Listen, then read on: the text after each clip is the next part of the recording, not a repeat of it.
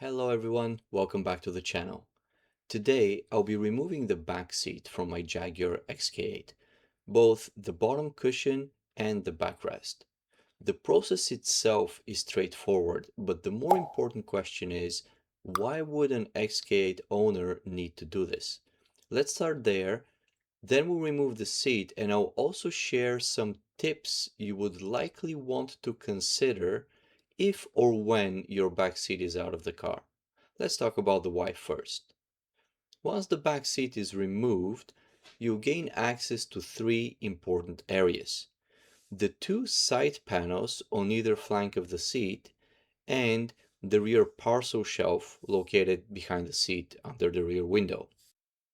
Behind those side panels, you'll find several important components which can fail or require maintenance over the years. For example, your speakers. The foam surrounds often disintegrate over time, requiring the speakers to be refoamed or replaced. Your speakers may be working just fine, but you could be considering an upgrade. You would need to remove the back seat first. Do you have a problem with your rear quarter windows? The regulators are located here behind the speakers. This is also where you would perform fine adjustments to align the quarter windows perfectly in their fully closed position. If your car has had the misfortune to experience the dreaded green shower, which is a leak from the convertible top hydraulic lines, you would likely want to replace the lines.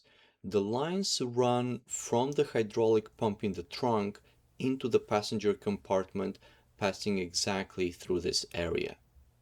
The hydraulic actuators that open and close the convertible top are also mounted behind those panels on both sides. So having clear access to these sections is incredibly useful for repairs. The third area, the rear parcel shelf, is also important. In the coupe vehicles, your subwoofer is mounted here.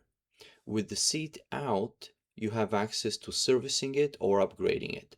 More importantly, if you remove the subwoofer, the opening gives you direct access to the fuel pump access hatch, which is a huge help for fuel pump replacement.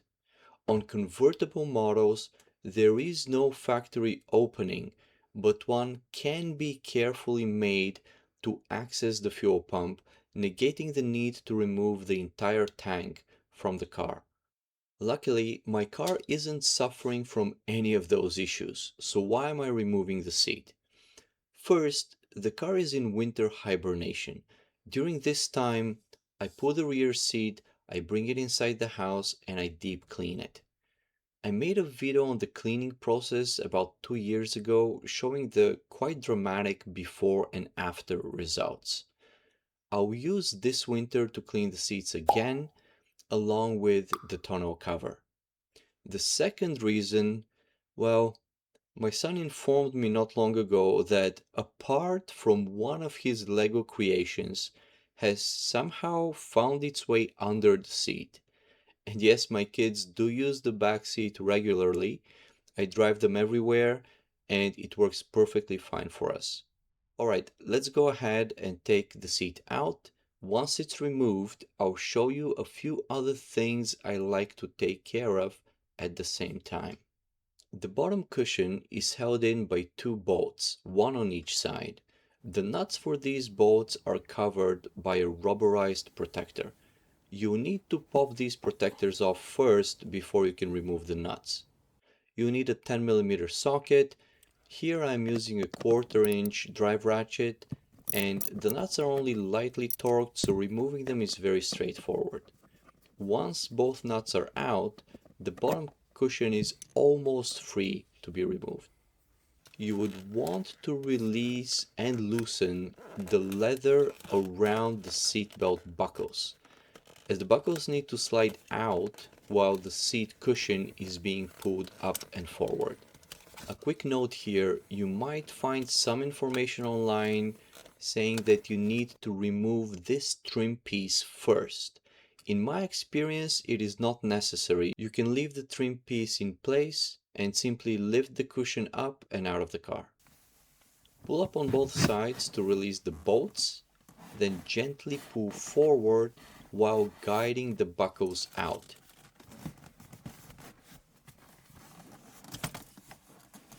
Let's take a look here for the Lego piece. There we go. It is so small that I would have completely missed it if my son had not mentioned it. Seems to be a tiny hammer. I'm sure he'll be happy to have it back. We spoke about cleaning the seat and cleaning the tonneau cover, but the other thing you can do here is also clean the side trim pieces, especially in the area where the seat cushion overlaps them. Lots of dirt tends to get stuck here in short periods of time. This area was spotless in the spring of this year, and you can see the state of it after just a single driving season. Keep in mind that the kids do not eat or drink in the car. I don't know why this area is such a magnet for dirt, but it's one of those things we need to be aware of as owners and clean accordingly. The backrest is held down by a couple of screws. In addition to removing them, you would need to also release the seat belts by removing those plastic guides. Each of them is held in place by a couple of screws. Once the guides are out of the way and the screws at the bottom are taken out, you can pull up and remove the backrest.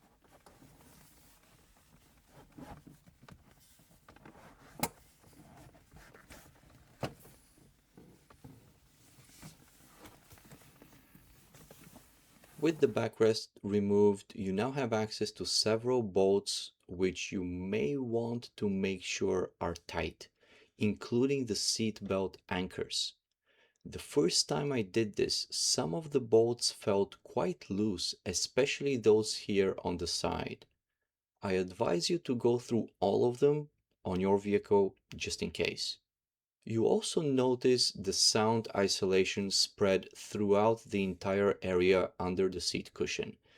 I may be wrong about this, but from what I understand, this isolation was only present on the later cars, meaning if your vehicle is from the earlier production years, you may not have any isolation here.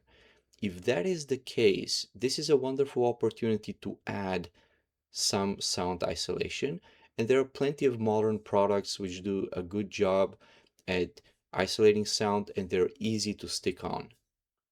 When reinstalling, please make sure that the seat belts are not tangled. You would want them flat and straight before you slide the backrest in its place. Also, please be careful with this exposed metal edge. It is extremely sharp and you can easily cut your fingers and palms if you slide your hands along it or if you lean on it while moving around. Thank you for joining me today. If you found this video useful, please click the like button and subscribe to the channel. This makes a big difference in allowing this content to reach and help more fellow owners. Happy driving or cleaning. See you in the next video. Take care.